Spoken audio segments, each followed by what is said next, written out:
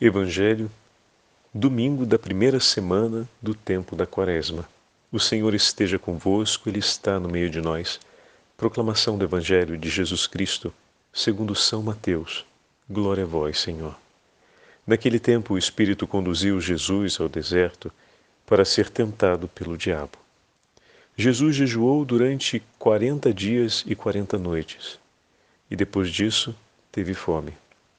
Então o tentador aproximou-se e disse a Jesus: Se és filho de Deus, manda que estas pedras se transformem em pães.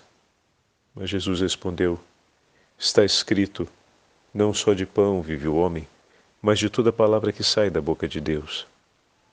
Então o diabo levou Jesus à cidade santa, colocou-o sobre a parte mais alta do templo e lhe disse: Se és filho de Deus, lança-te daqui abaixo, porque está escrito, Deus dará ordens aos seus anjos, a teu respeito, e eles te levarão nas mãos, para que não tropeces em alguma pedra. Jesus lhe respondeu: Também está escrito, não tentarás o Senhor teu Deus. Novamente o diabo levou Jesus para um monte muito alto. Mostrou-lhe todos os reinos do mundo e sua glória, e lhe disse: Eu te darei tudo isso, se te ajoelhares diante de mim para me adorar. Jesus lhe disse: Vai-te embora, Satanás, porque está escrito, adorarás ao Senhor teu Deus e somente a Ele prestarás culto. Então o diabo deixou, e os anjos se aproximaram e serviram a Jesus. Palavra da salvação. Glória a vós, Senhor. Domingo da primeira semana do tempo da Quaresma, em nome do Pai, do Filho e do Espírito Santo. Amém. Queridos irmãos e irmãs, a Santa Liturgia no primeiro domingo da Quaresma nos entrega sempre o texto da tentação de Nosso Senhor no deserto. Hoje estamos no ciclo do ano A e o texto que nos é apresentado é o texto do Evangelho de São Mateus. Antes de comentarmos as três tentações propriamente ditas, nasce uma pergunta que é interessante, né? Por que o inimigo infernal lançou mão desses três temas para tentar Jesus?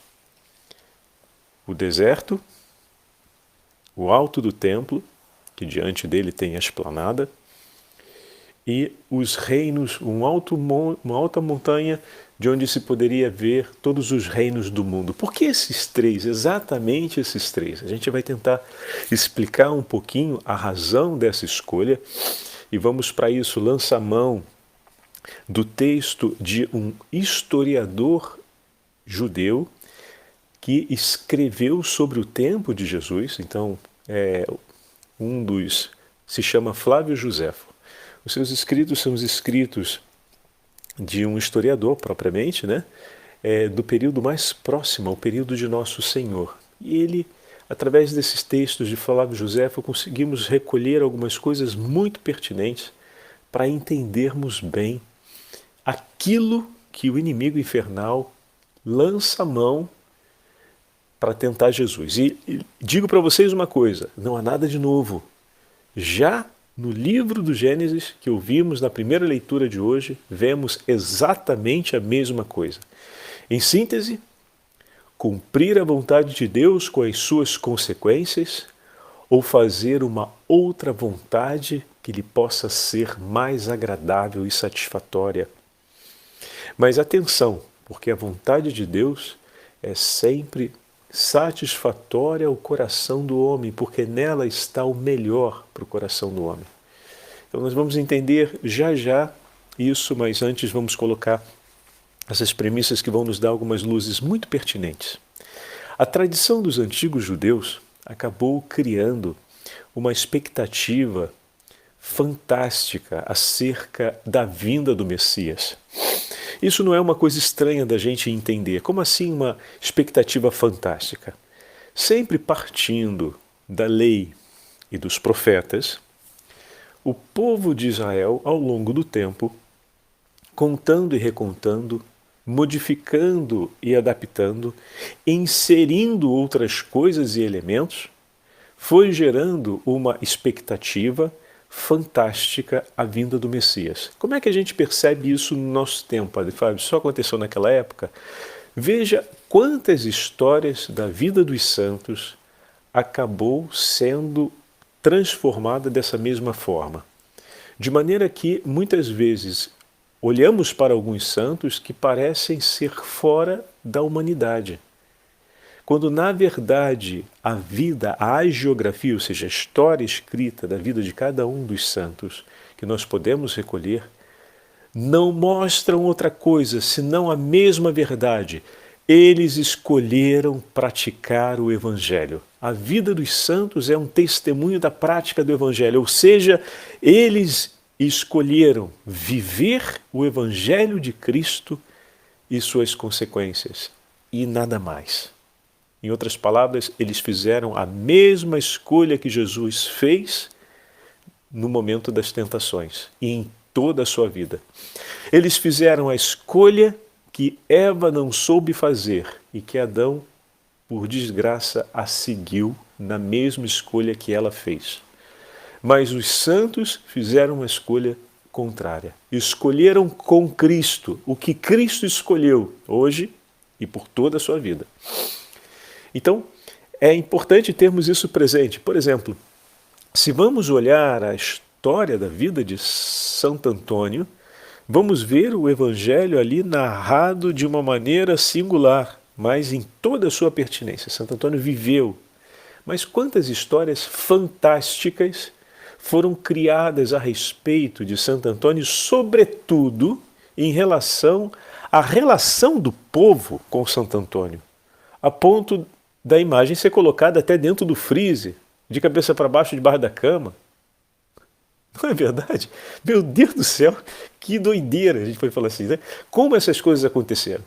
Como foram surgindo essas mudanças que levaram, inclusive, a essa percepção? É sempre algo de concreto, de real, de ligado à geografia, ou seja, a história existe, porém, a forma como vem depois sendo interpretado, entendido, inflacionado, vai ganhando toda essa fantasia ao ponto de chegar nesse nível.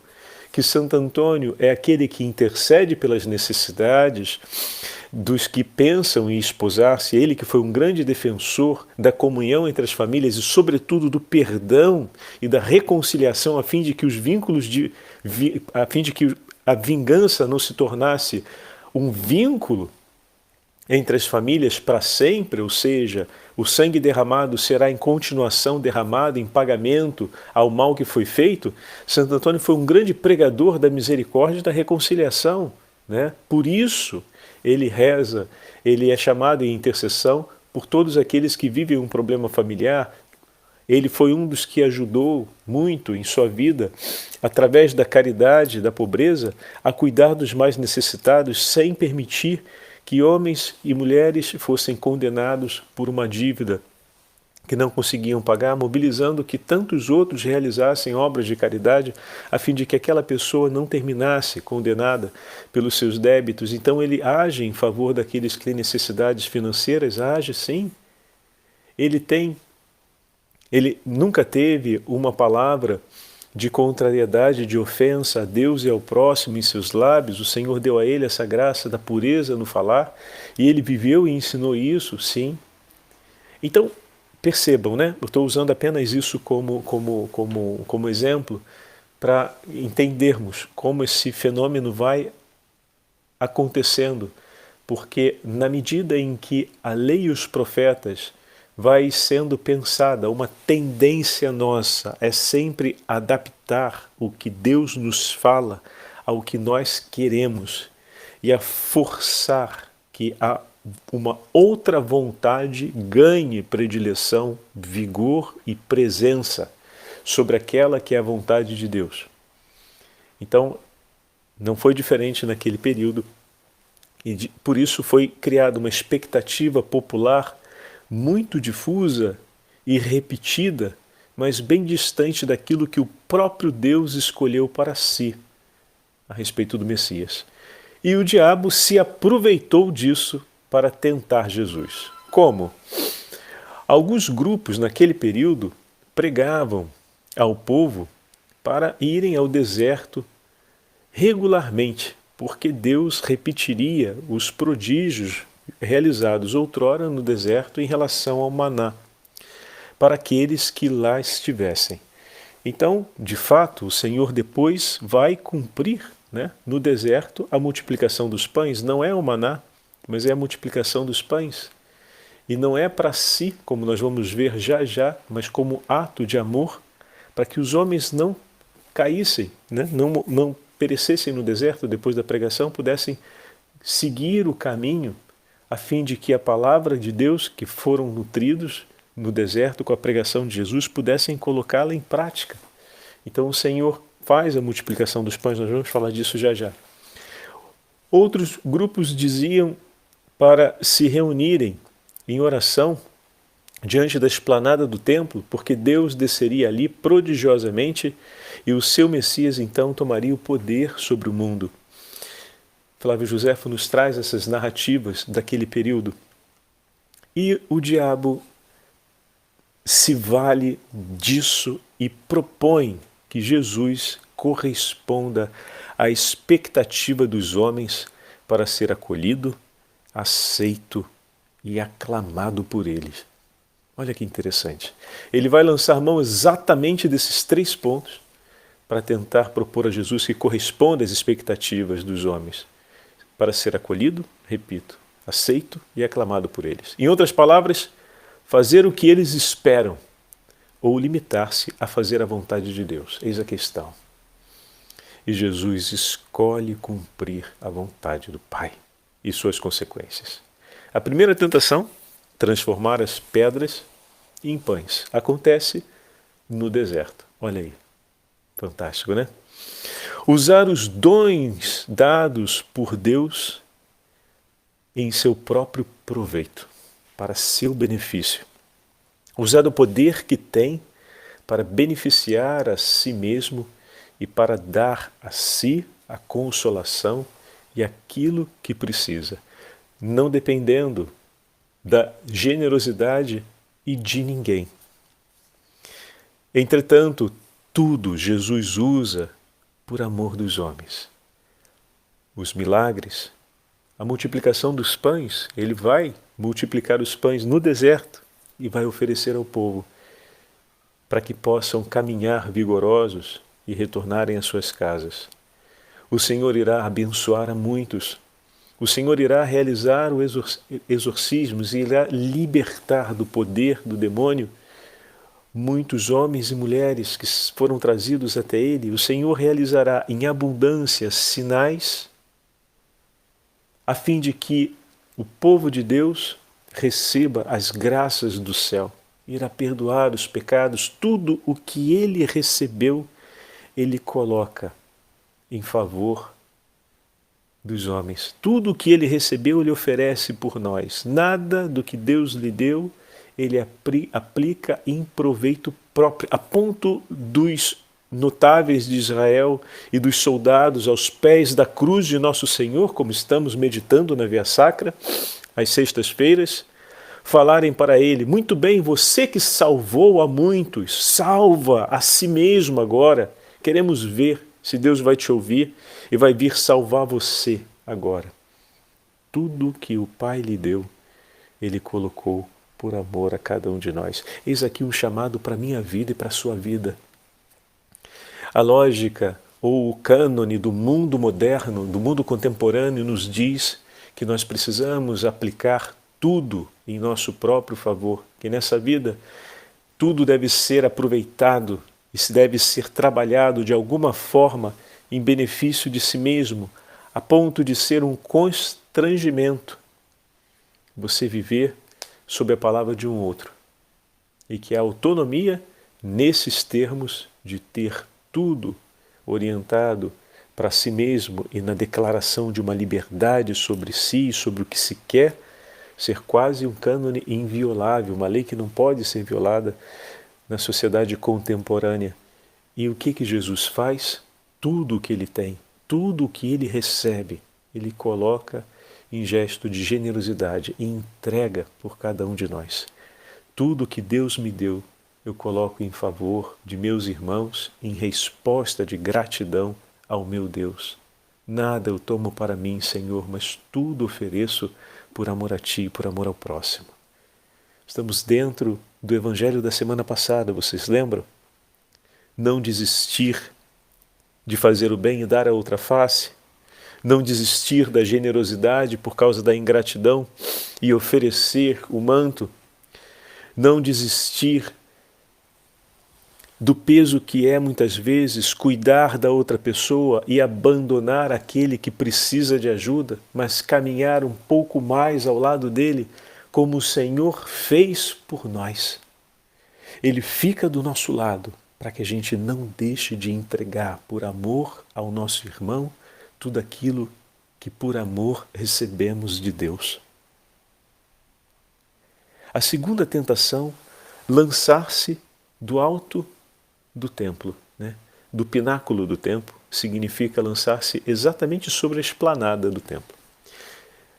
E ali o demônio faz todo aquele discurso dizendo que os anjos virão e ele não tropeçará em nenhuma pedra, ele usa o Salmo 90, que ele tanto detesta nos exorcismos, e que finalmente ele será aclamado e reconhecido, o que significa dizer manifestar a grandeza de seu poder. Lançar-se lá de cima significaria, segundo a tentação, manifestar a grandeza de seu poder e a autoridade que tem sobre o céu e a terra para convencer os outros de o seguir e de se submeterem a ele.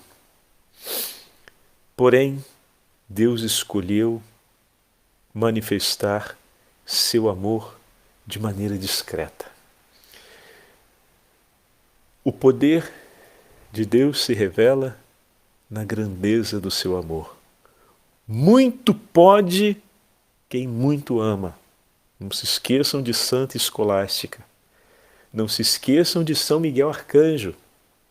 Santa Escolástica, que muito amando, pediu ao Senhor que lhe desse a graça de poder estar com seu irmão naquela noite. E São Bento, que queria ir embora, não ouvindo o pedido de sua irmã, que lhe pediu com tanta amabilidade, estava próximo o dia de sua partida. São Bento não o sabia, penso que nem mesmo Santa Escolástica o sabia, mas naquele momento Deus suscitou no seu coração que eles estivessem em união, passando uma noite, o que não era hábito, em oração e em conversações a respeito das maravilhas de Deus. E São Bento diz que não, então Santa Escolástica inclina a cabeça e reza, e começa uma grande tempestade. São Bento diz: o que você fez, minha irmã? E ela falou: eu pedi para ti, que não me ouviu, então eu virei e pedi para o meu Senhor, que me ouviu imediatamente. Agora, se você pode, pega suas coisas e vai para casa. E ele não podia. Ficou. Bom, quem muito amou, muito pôde.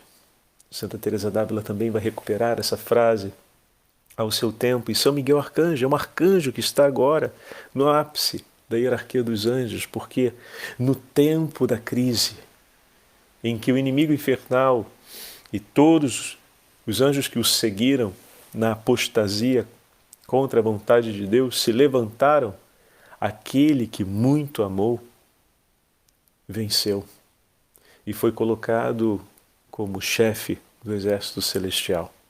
Por isso o arcanjo Miguel está como chefe do exército, porque foi aquele que muito amou no momento da dúvida, no momento da dor, mostrou a grandeza do amor e pela grandeza do amor foi coroado por Deus. Assim como a Virgem Maria é aquela que muito amou e jamais ofendeu a Deus em toda a sua vida e está no ápice, na Basílica de Milão, a Duomo de Milão, a ponta da agulha mais alta, quem está lá no alto?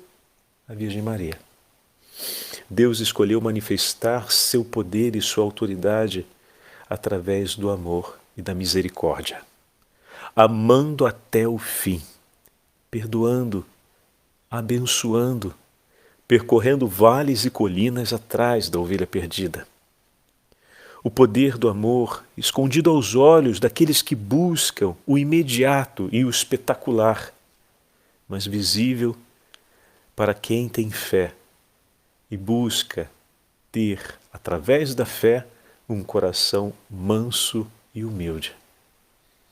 Eis aqui a segunda tentação, eis aqui a forma como nosso Senhor testemunha a sua vitória sobre o inimigo.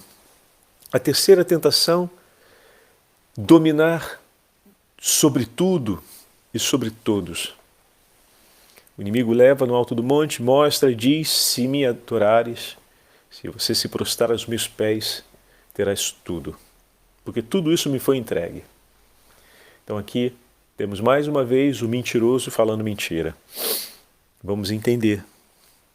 Bom, primeira coisa, a força e a imposição, a força, a violência, a presunção, são os meios rápidos para obter o que se quer daqueles que são mais frágeis. Jesus, entretanto, essa é a proposta de Satanás, Jesus, entretanto, escolheu a via da paciência, da caridade, a via do perdão, a via do serviço ao próximo, a via do amor que se faz na entrega paulatina e total de si mesmo.